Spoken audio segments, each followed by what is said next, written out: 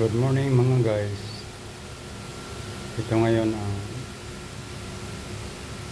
ating kalagayan ngayon sa ating bansa. Ang bansa natin ay nasa gitna ng karagatan. Yan, sa gitna ng karagatan mga guys. Sa gitna ng karagatan. Kaya naman ang bagyo ay halos sunod-sunod na sa atin ngayon dito sa Pilipinas dahil nasa gitna tayo ng karagatan. Sa eastern ay Pasipiko, tapos sa southern ay Celebesi, yun yung Australia. Tapos sa norte ay nandun yung Vietnam.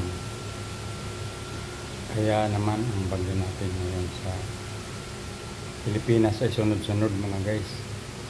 Hindi pa lang natapos yung katatapos lang sa Pino, may darating naman ng bagyo. Si Uwan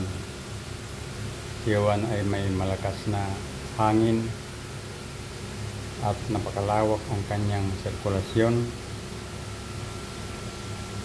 Halos buong Pilipinas ay sakop niya. 1,000 square kilometers ang lawak.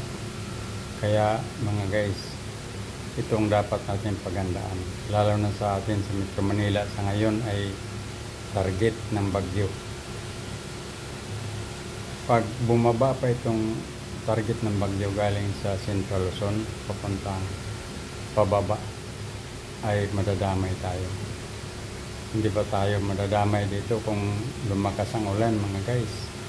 Kahit hindi pa typhoon, super typhoon ay hanggang tuhod na dito sa atin lugar, lalo na dito sa Valenzuela City. Kaya mga guys, maghanda tayo sa parating na bagyo. Ito ay hindi biro, talagang nangyayari ito mga guys, dahil yan ang ng Pag-asa. Magandang umaga po.